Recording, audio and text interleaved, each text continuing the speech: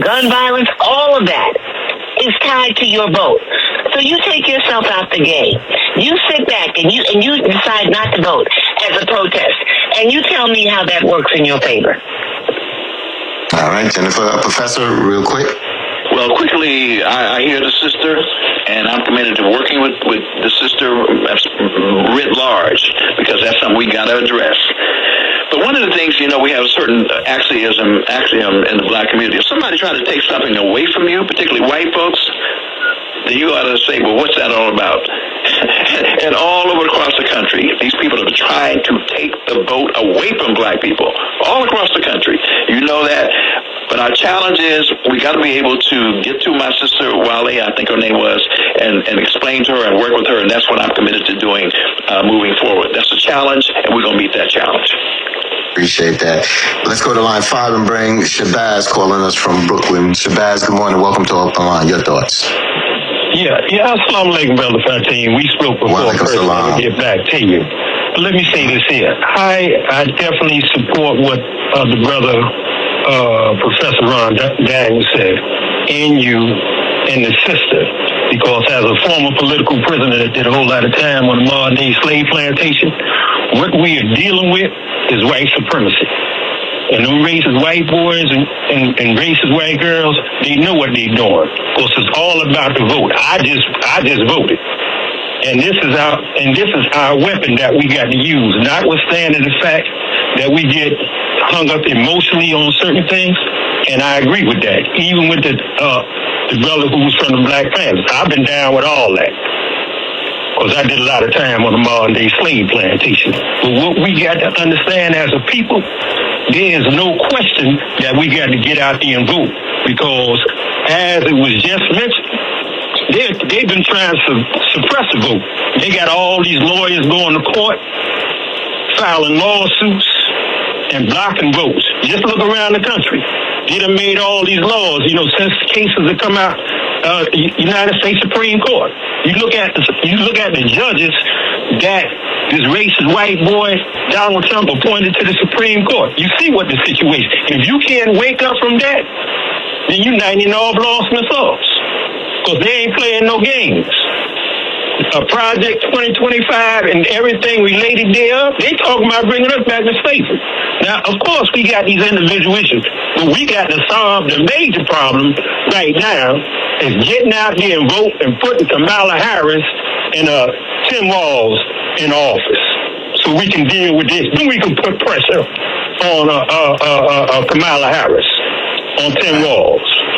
All right. Well, Brother Shabazz, you said a lot, and it's like you said, thank you for your call, and former political prisoner, and you understand the strategy of voting there. I understand the frustration of our sister Wale, because I understand it, because you get tired of seeing these things, but we also got to realize that there are those that understand the power of voting, understand the strategy of voting, and trying to take our vote and disenfranchise our vote. So we got to get smarter and strategic with that. Thank you for that call, Brother Shabazz. Jennifer is going to pick up the next few callers. Jennifer? Let's go to line 3 to Ralph, who I understand is a first-time caller.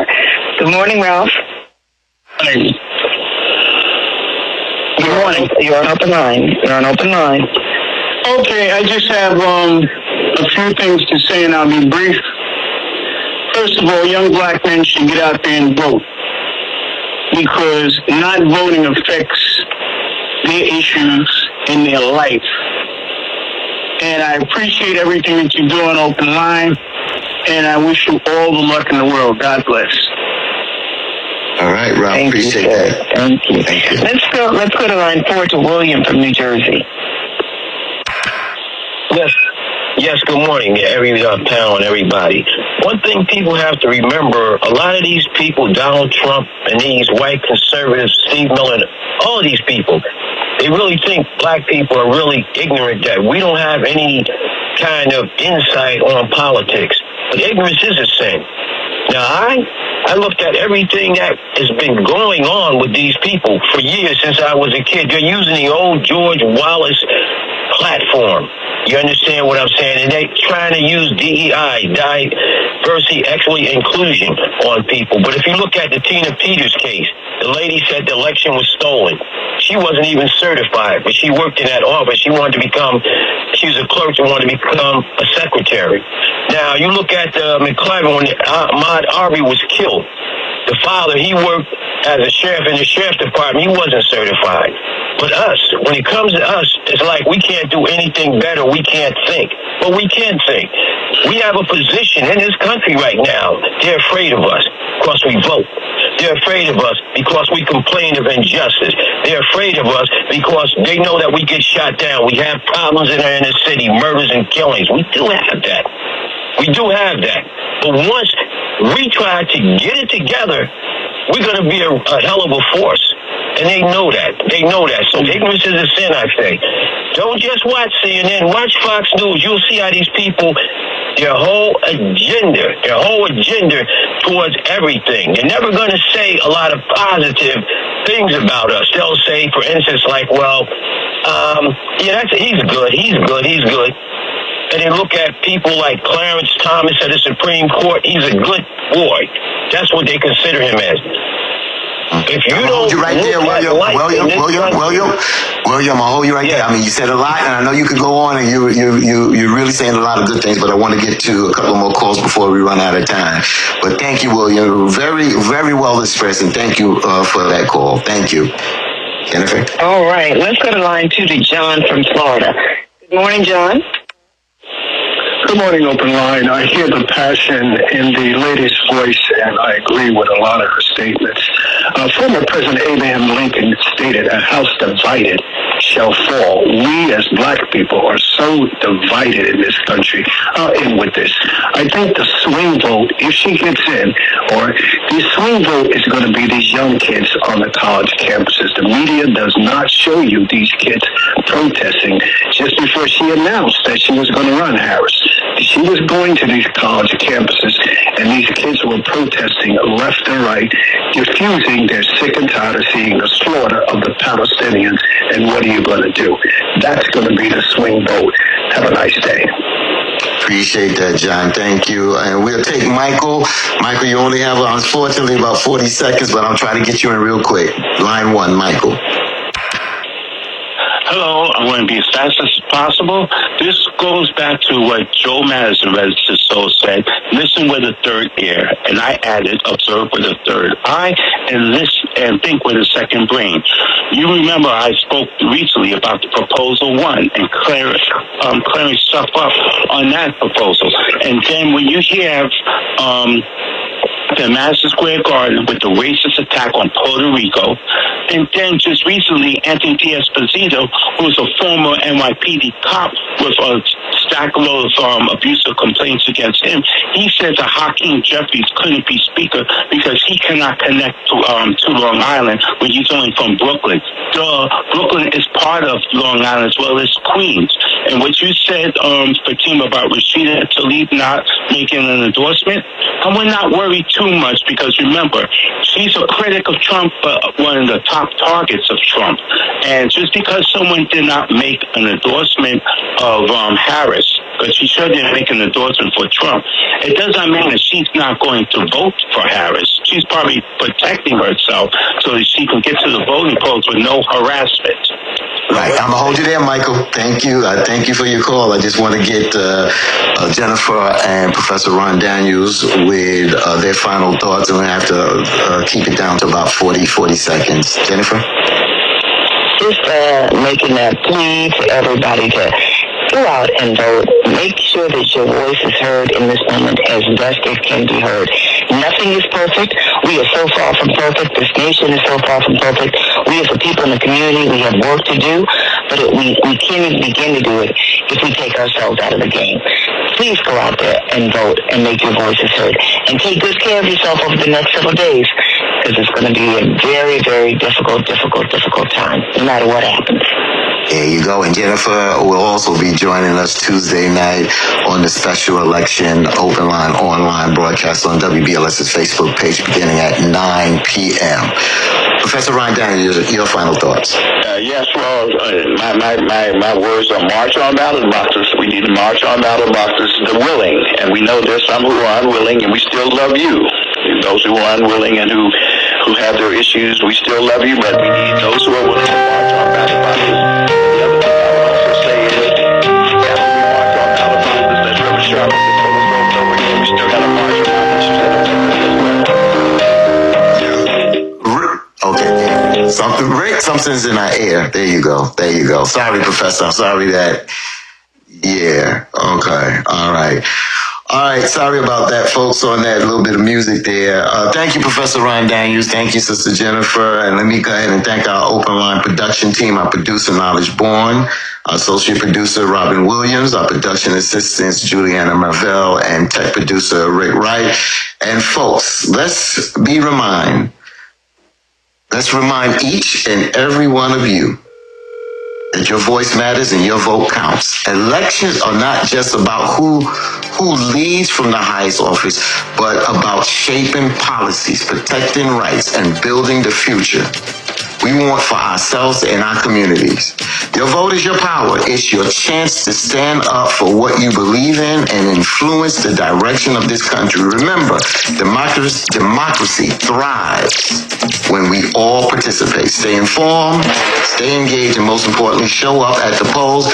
Make your voice heard, because it truly can make all the difference. Until next time, stay safe, stay strong, and let's keep pushing for progress. We out. Have a great Sunday. Station for R&B and the community. The power is in your hands. 107.5 WBLS HD1.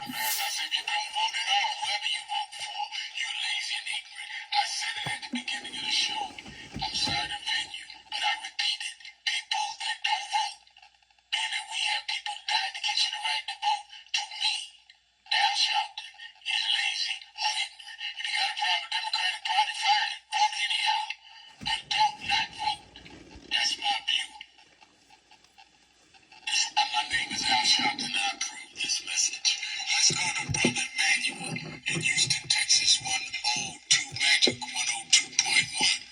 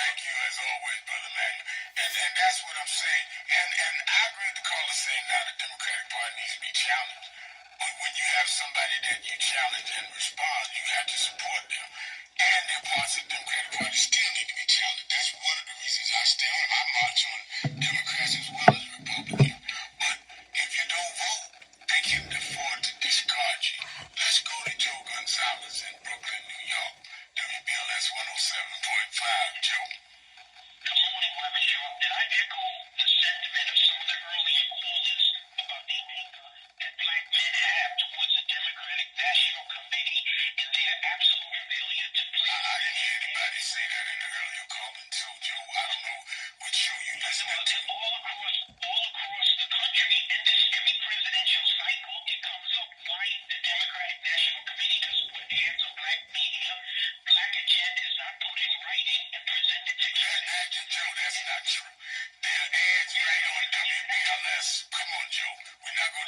disinformation. Their ads, many of us went in and fought to get their ads. They're on black media. They came in late. We resented that. We fought for it and got it.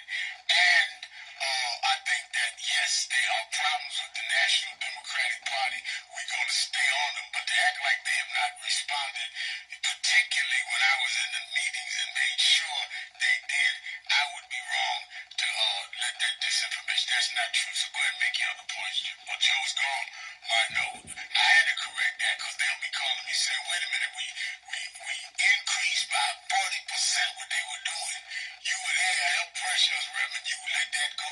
You can't say that. And to say that earlier caller, no earlier callers said that about ads and black men. One caller said about keeping the body accountable, which he was right. I agree with him.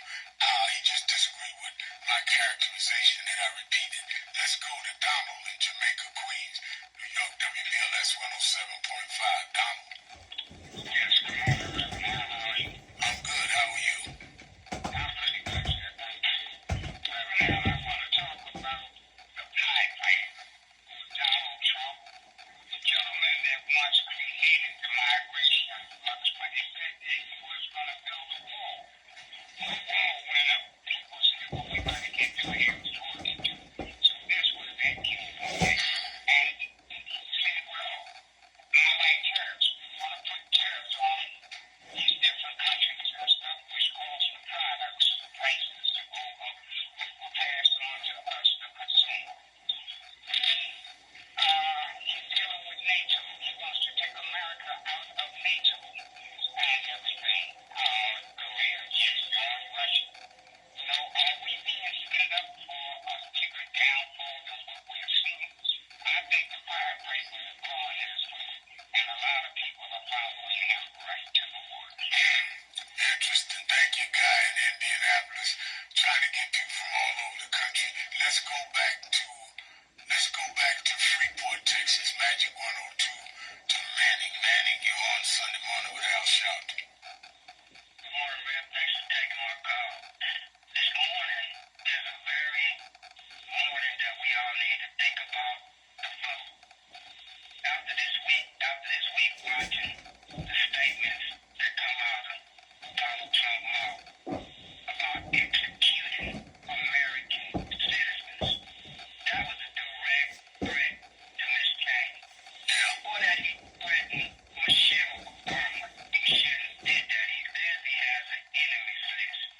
We as black people need to really understand. They kills us every day. All kinds of ways. Our livings. Policies designed against us. Policing. Outright murder George Floyd in the world and show no remorse. None. That's how Donald Trump shows about every day. And let's remember, thank you for your call. Let's remember, Donald Trump was the president when they killed George Floyd. He said nothing. He was president when they killed Breonna Taylor. He said nothing. He was president when Ahmaud Arbery was killed by these whites in Brunswick, Georgia. He said nothing. The only time he responded is when the movement was going strong with George Floyd. He came out the White House, had the Secret Service clear the church in front of the White House, went out there with a Bible upside down and attacked the protesters. So what do you think he's going to do in the next 4 years if he gets them? That he didn't do in the 4 years he was in? Let's go to Atlanta, Georgia, to Bassier. Is that how we say it?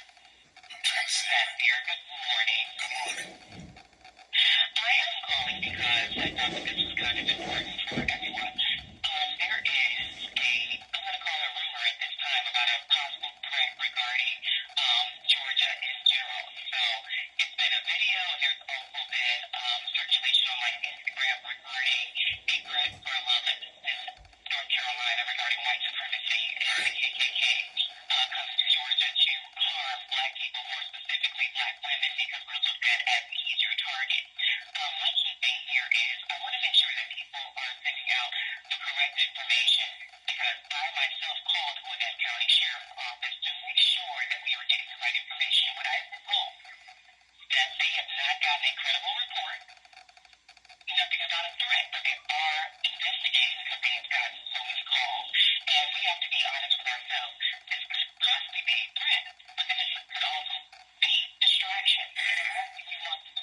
having the right information and to put our people up in arms so that those that are easily influenced to respond in a particular manner then now shed the light on us.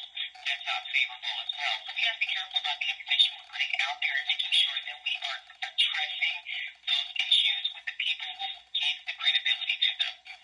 So I've since learned that it's been in other counties here in Georgia as well. So that's just my comment. I thank you for that. Thank you for your call.